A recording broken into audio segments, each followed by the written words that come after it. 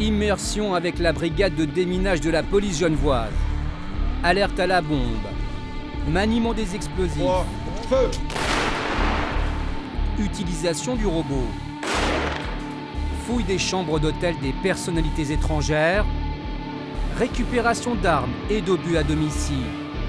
Allez! Vous allez voir le large savoir-faire des policiers démineurs.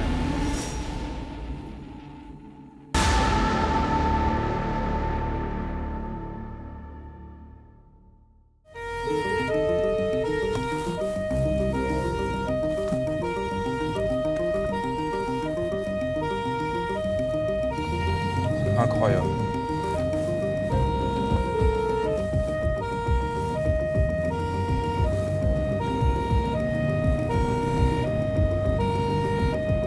Les démineurs sont appelés en urgence à l'aéroport. Une alarme qui est tombée pour le NEDEX au Chalet Suisse, c'est un restaurant qui se trouve aux arrivées de l'aéroport.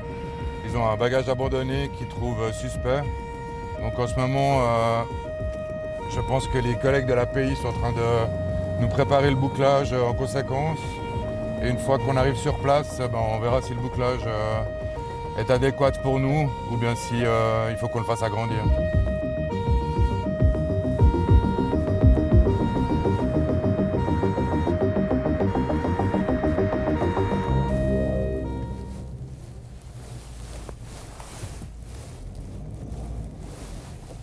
On a fermé de l'UBS jusqu'à ici, D'accord? jusqu'à la gare, et puis on a fermé la voie taxi qui est front bâtiment. Ouais, ok, d'accord. Voilà. On a le fourgon qui va Tu arriver. veux qu'on te le mette où? Le périmètre on est de posé devant le sécurité bâtiment, établi à l'extérieur par la police internationale est satisfaisant. Pour l'instant, le bouclage est fait par l'API. Je vais aller vérifier le bouclage s'il est adéquat pour nous. Et puis ensuite de ça, on va pouvoir commencer à travailler sur le colis directement avec les spécialistes NEDEX qui sont en train d'arriver. Bonjour jeune homme. Ça va? Et toi? Ouais. C'est juste en rentrant à droite? Ouais. Ouais. Tu vires les deux sièges qui sont là. Entre les deux murs là? Ouais, et entre les deux murs. Les commerces ont été évacués. Un périmètre de sécurité a été établi jusqu'au bout du couloir, à 50 mètres du colis suspect. Quand il vient, vous mettez derrière un pilier dur. Le périmètre de sécurité est en place. Quand tu rentres En cas d'alerte, matériel et démineurs doivent être opérationnels 30 minutes après le lancement de l'alerte. c'est le temps qu'il nous faut pour prendre le fourgon, monter sur place, se préparer et puis pour pouvoir. Puis il y a les artificiers qui ne sont pas tous au bureau tout le temps, donc ils sont des fois à domicile de piquet, donc il faut le temps pour eux qu'ils arrivent sur place pour un des deux et l'autre qu'il aille chercher le fourgon puis remonter. Donc, Dans le fourgon, tout le matériel de déminage. Jérôme, l'artificier du jour, va s'équiper de la tenue lourde.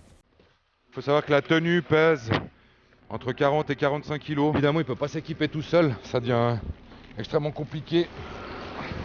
C'est très très lourd. On ne se permet jamais de dire c'est rien, donc on y va comme si c'était toujours du réel, afin de rester toujours alerte. Donc là, je vais lui brocher le casque afin qu'il puisse avoir de la ventilation, de la lumière s'il a besoin. Donc maintenant, il va partir avec une plaque RX, c'est comme à l'hôpital, on va faire une radio du colis.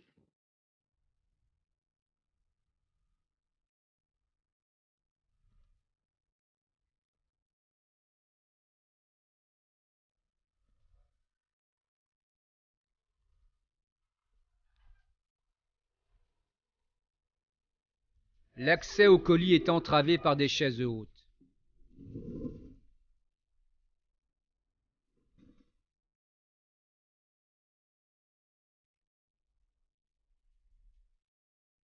Le colis, ce sac à dos noir, est au sol entre deux chaises.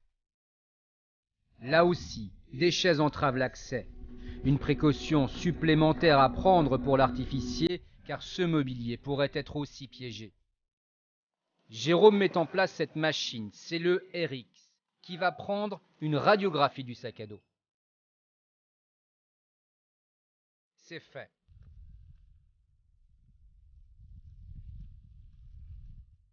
De retour au camion, La radio du sac à dos est analysée sur cet écran. Ça, c'est des lunettes. Ici, on a une petite prise avec, je pense, une rallonge, une veste vraisemblablement avec la fermeture éclair. On ne voit pas de détonateur ou de masse qui pourrait ressembler à de l'explosif ou autre. Donc, on va procéder à une ouverture manuelle. L'artificier va maintenant ouvrir le sac à dos. La méthode, elle, restera secrète. Dans le sac, un câble, un livre, un étui à lunettes et quelques vêtements. En 2018, près de 45% des interventions de la brigade de déminage se sont déroulées à Genève Aéroport. Nous sommes sur une place d'armes militaires. Pour comprendre l'importance des périmètres de sécurité, les artificiers manient les explosifs dans le cadre d'exercices comme celui-ci. Là, je vais vous montrer 3 différents colis qu'on a préparés avec 3 différentes matières et différents volumes.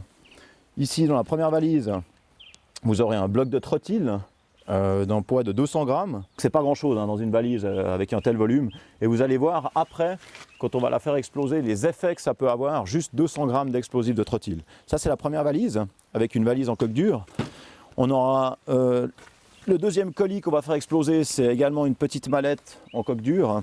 Et là, ça va être un explosif, c'est du plastite.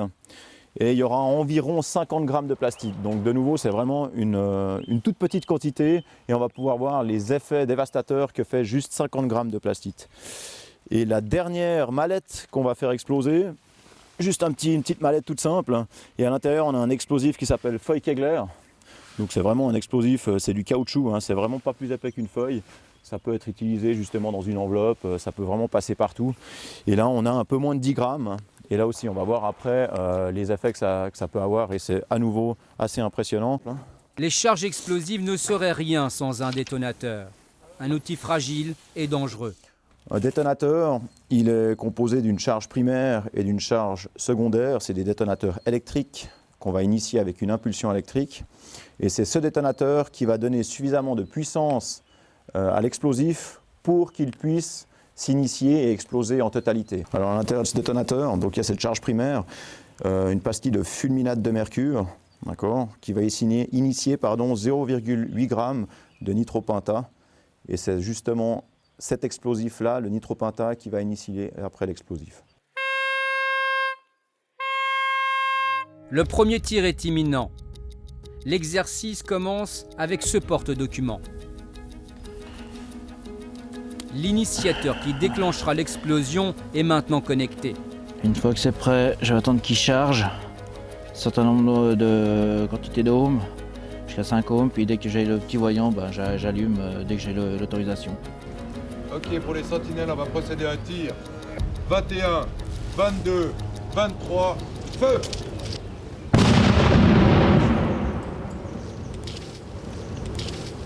Il n'y a plus que quelques débris. Je suis en train de voir s'il y a le reste du déto, mais il n'y a même plus le reste du déto, il y a tout qu'à péter. Il ne reste rien du porte-document, ni du détonateur. La petite valise est installée pour le tir. À l'intérieur, 50 grammes de plastique. Ok. Pour un tir contrôlé. 21, 22, 23, feu! Il ne reste rien non plus de la mallette. L'armature en fer a été projetée à 10 mètres. Enfin, la grande valise contenant 200 grammes de TNT.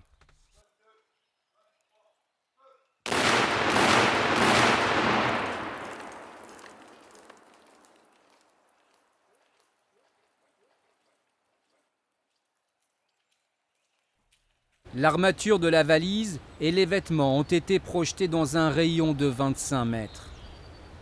Et pourtant, les charges explosives étaient faibles.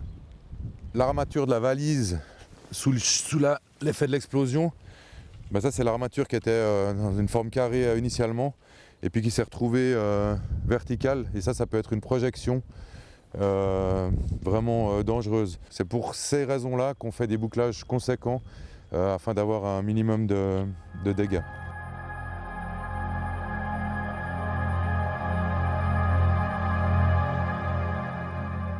La Genève internationale, ses ambassades, consulats et autres rencontres de haut vol accueillent des personnalités de renom.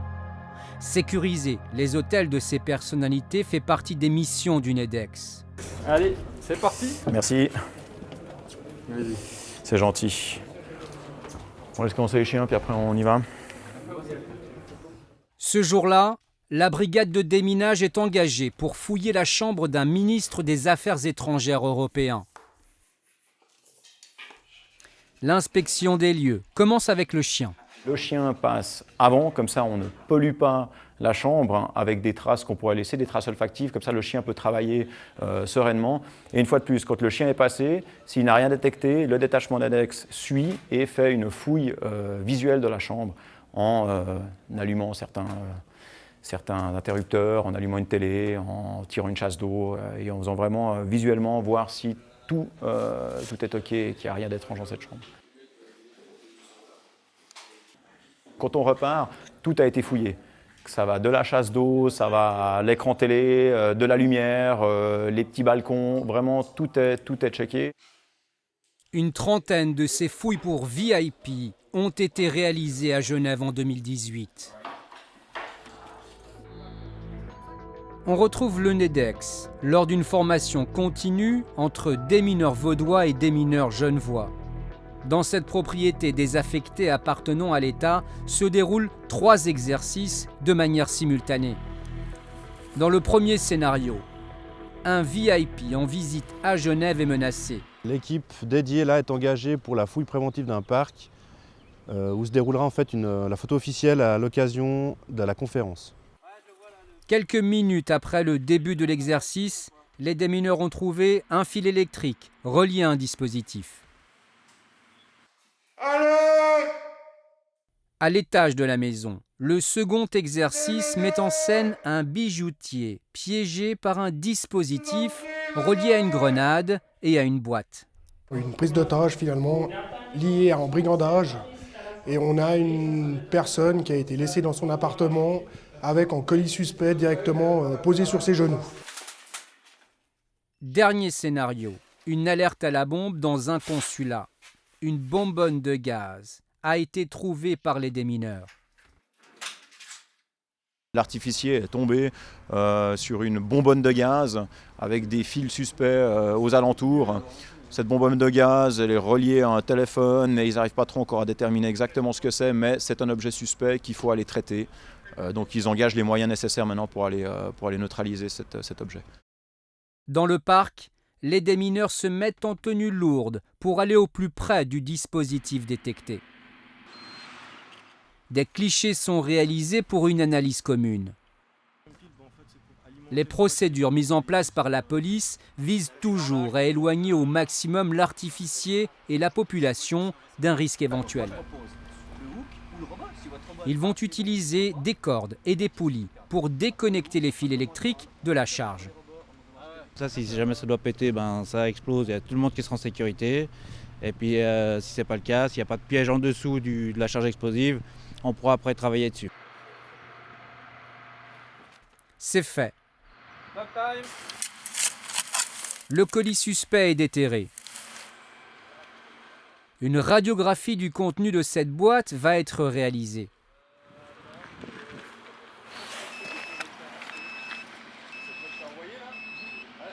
Ça sonnait en fait, c'est juste un indicateur.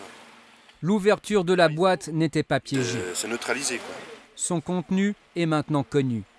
L'exercice est terminé, il est réussi, mais les démineurs n'ont pas pris les mesures nécessaires pour appréhender le déclenchement à distance de la charge.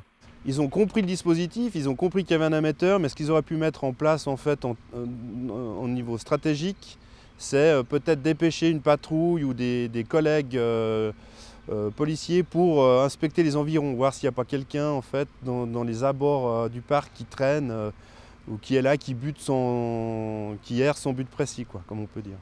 Un système de quoi? À l'étage, le bijoutier tient toujours le détonateur dans sa main. Le démineur doit travailler sans protection tout en faisant face à l'angoisse de l'otage.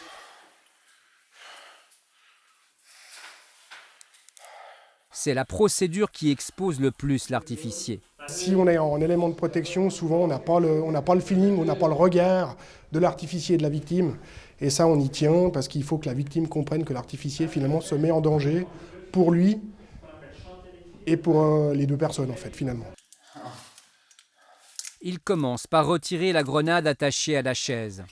Monsieur, il y a toujours la grenade qui est là, hein, ça va pas, hein. L'artificier s'attaque maintenant à la boîte sur les genoux du bijoutier. Il suit la procédure, réaliser une imagerie pour connaître son contenu. Sur l'alerte à la bombe, c'est le canon à eau qui a été choisi pour neutraliser la bonbonne de gaz. Le bâtiment a été évacué. Pour un tir contrôlé. 3, 2, 1. Le dispositif de déclenchement installé sur la bonbonne a été neutralisé.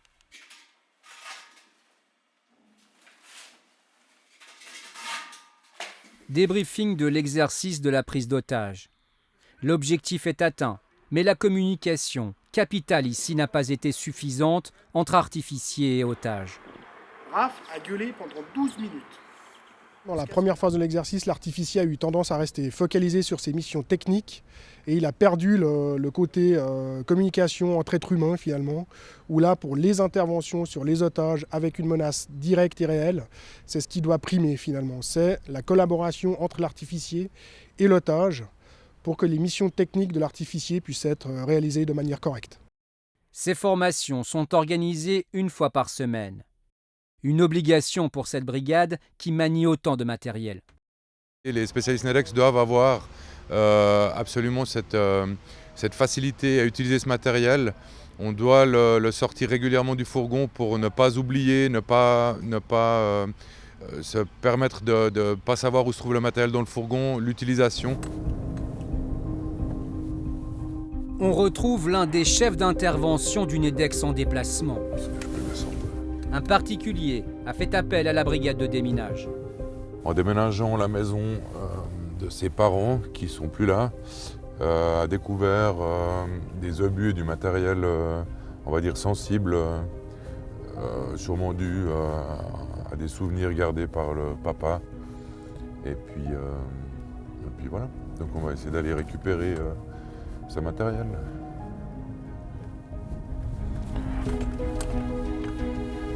Voilà.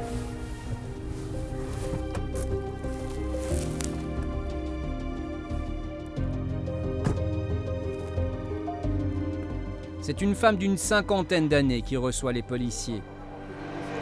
D'accord. Elle les conduit jusqu'au grenier. J'allume. Je pense que ça doit être mon grand. Ouais. Sur l'étagère, un fusil mitrailleur et des obus. Avec la partie de tampage qu'on retrouve ici. Donc, ici on a des obus suisses. D'ailleurs, c'est encore noté dessus un nom, je pense qu'il l'a gardé vraiment, c'est une relique, mais qui se garde. Des collectionneurs qui sont assez friands de ce genre de choses. Ça se tournait, puis il y avait une minuterie en fait. Mais tout ça c'est de l'inerte. Ouais. Inerte, ce matériel est totalement inoffensif. Donc nous on va vous débarrasser de tout ça. Et puis bon, on a vos coordonnées de toute façon. Et puis tout ça, ça va être mis pour destruction par la suite. Vas-y, voilà. Ce matériel appartenait à son grand-père, officier dans l'armée suisse. Non, je n'ai même pas essayé. Je sais qu'il a fait les deux guerres, 14-18 et 39-45. Armes et obus seront à terme détruits. Mais le travail des policiers n'est pas fini. Maintenant, on se rend à un local qui est connu que des artificiers, des spécialistes NEDEX, où on dépose tout ce qui est récupération d'obus, de munitions en vue de destruction future.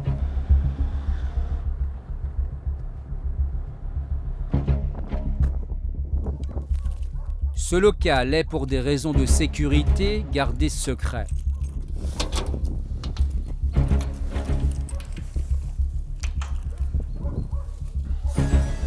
Sont entreposés ici munitions et obus en tout genre, récupérés chez les particuliers.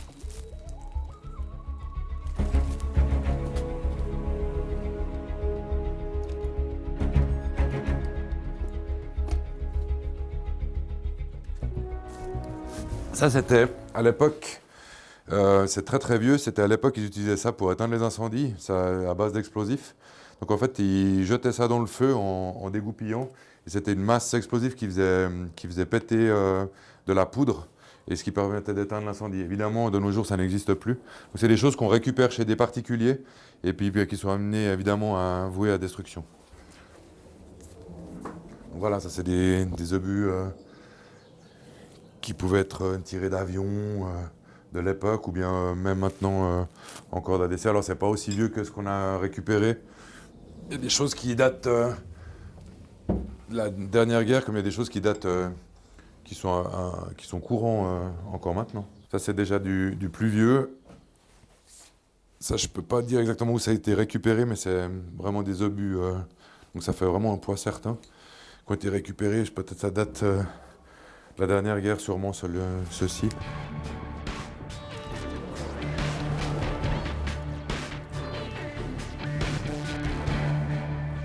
Retour à l'entraînement pour les démineurs. Cette voiture blanche est piégée. Cette voiture télécommandée va diriger le chien policier sur la zone à inspecter.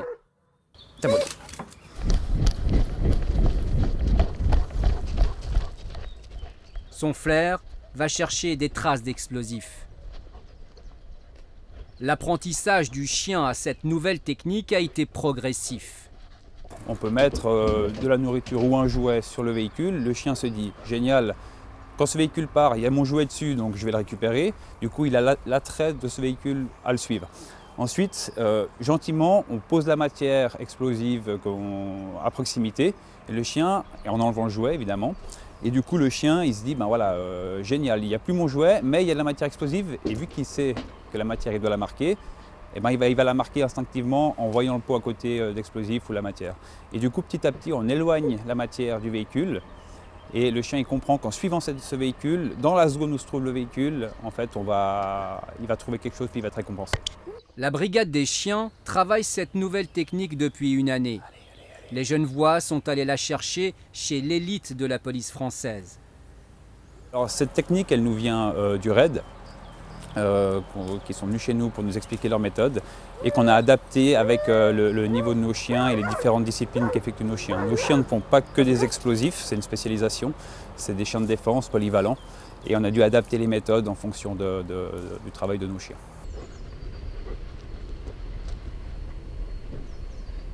Le chien se couche. Il a décelé la présence d'explosifs. L'exercice est réussi. Le chien est récompensé.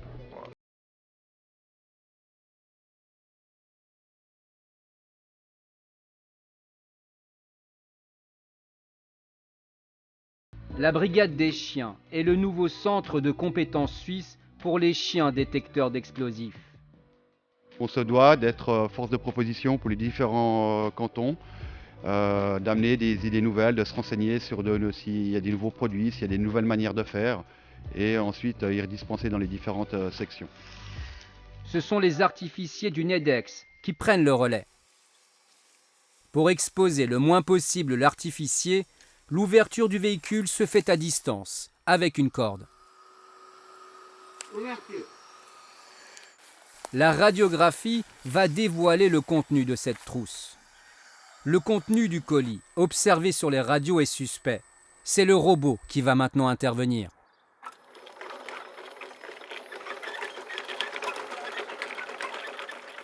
Son bras articulé va doucement se rapprocher du colis suspect. Le robot est piloté à distance, dans ce camion, à l'aide de cette console. Il n'est pas de la même couleur et qui a l'air anormal par rapport au sac en lui-même. Et on va s'en approcher pour essayer de déterminer ce que c'est. Ce robot est précis. mais il a ses limites. Il va pouvoir saisir des choses, les soulever, les déplacer, en sécurité et de nouveau à distance depuis la loge opérateur du fourgon. Ce qui va être plus compliqué, c'est effectivement dans les milieux confinés. On a d'autres robots qui sont un peu plus adaptés, notamment pour intervenir soit dans un bus ou dans un avion. Mais là, en l'occurrence, c'est vrai que ce robot, il est quand même intéressant parce qu'il permettra de pouvoir quand même actionner certaines manœuvres qu'on ne voudrait pas faire à main ou en tout cas en tenue lourde pour un artificier.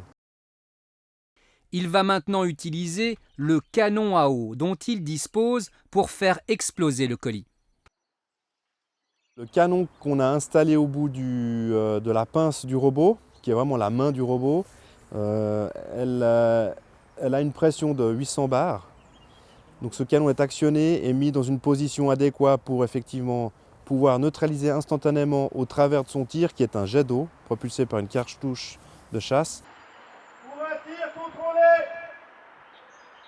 3, 2, 1, feu.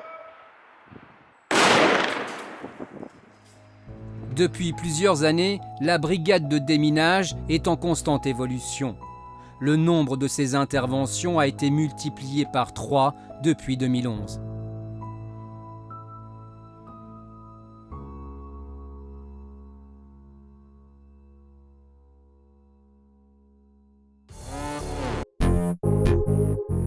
Immersion avec Securitas, à vos côtés pour de nouveaux succès.